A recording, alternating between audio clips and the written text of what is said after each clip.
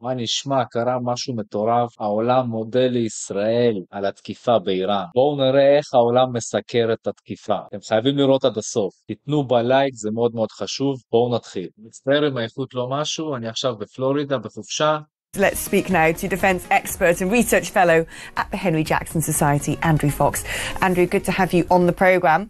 Do you know, it's funny, just yesterday daytime, I was speaking to a good friend of mine who writes a lot of comment pieces on geopolitics, and he said to me, do you know what, if I was Israel, I would go in hard against Iran now. Their proxies have been massively weakened. They're really under-resourced when it comes to arms and munition. And also, we don't know how far away they are from building nuclear weapons. Now's probably the moment to strike. Do you think that that opinion is correct? It's certainly the one I hold. So your friend has basically done all my work for me there, because I agree completely. And what we saw last night, I think, was an operation that had been years in the planning. The previous attacks we've seen between Israel and Iran directly have essentially been a very stage-managed tit-for-tat. So Israel bombs Iran fires a load of missiles back, and then everyone kind of agrees that that's enough. I think this is a very different step change. We've seen 5 waves of Israeli airstrikes. The military and political rhetoric out of Israel suggests that more may be coming over the coming days, and I think this is איזה דברים עשו להם, מתחיל לראות לאט לאט כמו עזה. Really a watershed moment in the Middle East. It was suggested that Donald Trump he quite explicitly stated he didn't want to see a bombing campaign in the Middle East. He wants to sort of smooth things over, patch things up, was even considering getting Iran back round the table for discussing the nuclear deal, which, as far as I can tell, Tehran has never followed or maintained their end. Do you think, though, that Israel probably did notify America before conducting this massive operation? Yes, almost certainly. I mean, since 7th of October and every front that's taken place in this conflict, be it Gaza, Lebanon, Syria, wherever, CENTCOM and the Israelis have been in pretty close lockstep. That it would be highly unusual for this to have taken place without the Americans knowing about it. How comprehensive does Israel now need to be? How comprehensive do you think they've been so far in terms of targeting these nuclear facilities? Because a lot of people are worried that actually, rather than deter Iran from pushing ahead with making a nuclear weapon, that this could actually put things on accelerants. Well, Fordow is the location that's the biggest worry right now. That is one of the centrifuge sites. Natanz is the other, that was struck last night, and we're waiting to see what the damage was. But Fordow is about half a mile underneath a mountain. It's incredibly hard to strike, and it might be a future target for the Israelis. But what that does mean in the meantime is that Iran does retain some nuclear capability, and whether they make a rush for a bomb or not, very much I think depends on the deterrence factor. We know there are American heavy bombers based in Qatar and in Diego Garcia. And they are certainly a preventative measure, I suspect, to stop Iran escalating on the nuclear side of things. I think in terms of their general response, we've seen the 100 drones gone up. They've mostly been shot down already. The ballistic missile capability was directly targeted by the Israelis last night, so that is highly limited. So what I think we can expect to see is a more asymmetric response from Iran this time, where they will use their very, very comprehensive cyber capabilities to try and attack infrastructure, Israeli for sure, and potentially Israeli allies wider in the Gulf. And there are 2 proxies remaining that Iran have in their back pocket. Most of them have been destroyed, but they've still got the militias in Iraq and the Houthis down in Yemen. So they have an ability to try and do something with those proxies. But compared to where they were before 7th of October, they are massively weakened and limited in what they can do in response to this attack. Is Israel therefore going to be perfectly capable of defending itself against a retaliatory strike by Iran with the Iron Dome, with interceptions of their own bombers? Or do you think they're going to have to rely on the international community, as we have seen happen before? You know, astonishingly, many of Israel's neighbours, who may not necessarily be in lockstep with Iran regionally, provided at least their airspace and, on occasion, airports airports and on occasion military jets to intercept missiles headed towards Israel. What we've learned is Britain doesn't want to be part of any sort of protection, as they were last time round with France. We don't know about America. One assumes America would step in to help Israel. But can Israel stand on its own 2 feet, given Iran's weakened position? Well, the Jordanians have reported shooting down some of those 100 drones. And we know from previous attacks, the Iranians have really struggled to get through. They've not landed a real target on anyone. I think the last attack, the only person that was actually killed was a Palestinian in Gaza with a rocket that dropped short. So the Iron Dome, Arrow, David Sling, those missile defense systems that Israel has are incredibly effective. The Israeli Air Force will, of course, be on absolute standby for this. It's not unexpected. And I would be very surprised if the Americans didn't lend a hand should it be required. You know, that tight relationship between America and Israel is long established. It seems to be unshakable in spite of everything that's going on over the last 20 months. So yes, I would expect to see as a minimum American jets. And I think it's utterly shameful that we have decided to abandon Israel at this point. Both Keir Starmer and David Lammy's responses, certainly on X, were about as milquetoast and lily-livered and wet lettuce as you could possibly hope to see.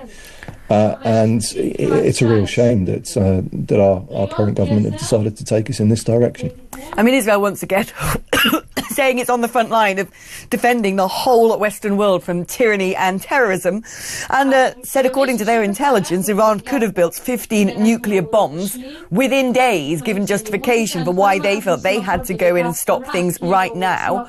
How's the international community responding to this? I mean, Israel already is a bit of a pariah when it comes to the UN. Are there countries in the world, do you think, that's going to take Israel's side, or are they going to see a whole lot of opposition to this move?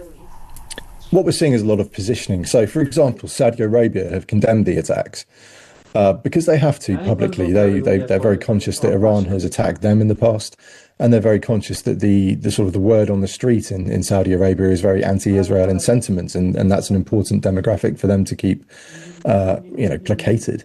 But in private, certainly the Saudis and the UAE and Bahrain will be delighted that this nuclear capability has been so significantly damaged. And when we look at Europe, I think we can expect to see a very similar line to that taken to Keir Starmer, where they call for a lack of escalation, where they call for peace in the Middle East and then do nothing really substantive. I think everyone in the world knows that Iran is a malign influence. Even in the last couple of weeks, we've seen Iranian agents intercepted by our own security services. You know, we are under attack from Iran. It's not military, but it's certainly subterfuge, and it's certainly an asymmetric threat. So Israel has indeed done the world a huge favour here, and it's something that we should be absolutely supporting. Where do we go from here, though? I mean, one assumes Iran may be weakened at the moment, but it's not going to suddenly roll over and take it lying down and say, OK, fair enough, you win, there you go, Israel. We're not going to develop any sort of nuclear arms. They're going to want to at least be seen to push back. How do you think things might play out over the coming days, especially if Israel continues their operation? Well, it comes down to capability. And at the moment, certainly in a command sense, Iran is going to be absolutely at sea because they've lost so many senior commanders. And we know both the president and the supreme leader would have been targeted had that target come online. So those attacks weren't successful. So there is a rump of leadership there. But for example, all of their Air Force leadership were taken out last night. They were all in one bunker hiding from the strikes and got wiped out in one missile. So pulling together a strategy is going to be challenging for the Iranians in the immediate short term because they've got no one to make the strategy or enact the strategy. So once they've recovered from that, we can see them using their missiles, but Israel now has fully the upper hand. You know, in boxing terms, Iran are on the canvas and the Israelis are stood over them waiting to hit them again if they try and get up. So it's very much in their best interests to try and de-escalate. But you have to remember that honour is a critical part of Iranian foreign policy. They take that sort of national pride exceptionally importantly, and that's why they didn't agree to the deal that Mr. Trump was trying to get them to agree to, because they would have seen it as a blow to their national reputation. So how they balance this with the fact that their capability is so degraded, it is going to be a really interesting one to watch. Yeah, I mean, there are people reporting on this, talking that Israel has taken a big gamble in all of this, that actually Iran might now accelerate to creating a nuclear bomb in a site that has yet to be struck, and that could pose the most significant risk to that part of the world, if not the whole world, that we've seen in a very, very long time. Do you think that it has been a gamble? Do you think there is a risk now that Iran might have something up their sleeve? I mean, there's always a risk, but the bigger question is, what do you do to mitigate that risk? And there will be contingency plans for this to happen beyond doubt, because Israel will know that striking that site, particularly in Fordow, will be very difficult because it's under a mountain. And also the Iranian test facilities are way down in the south of the country, and nothing I've seen suggested that those were struck last night. So there is a risk here, but as I said, America has pre-positioned their heavy bombers. And there is always an option for Israel to escalate with American assistance if needed, should Iran take those most dangerous steps in trying to acquire a nuclear weapon in the immediate short term. Has Iran got anyone who might back it up, given it itself as sort of militarily weakened? Are there other nations out there? We know they've got a close relationship, albeit maybe one of convenience, with Russia when it comes to sharing arms and perhaps expertise and going on military exercises together. We know that in the anti-Western axis with countries such as China. But would any of those nations actually step up and come to Iran's aid? Well, China are clearly a key ally, and you have to look towards Pakistan as well. Obviously, the Taliban in Afghanistan are very fond of them. These are not major players, and ultimately, for all the kind of discussion around American use of force since President Trump came in, it doesn't change the fact that America is the world's only military superpower, and should it come to a toe-to-toe scrap, there's nobody that could stand against the might of the US armed forces. So that is a very powerful deterrent.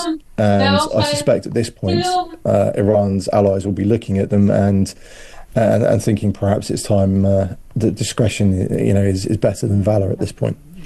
Andrew, thank you ever so much for your analysis.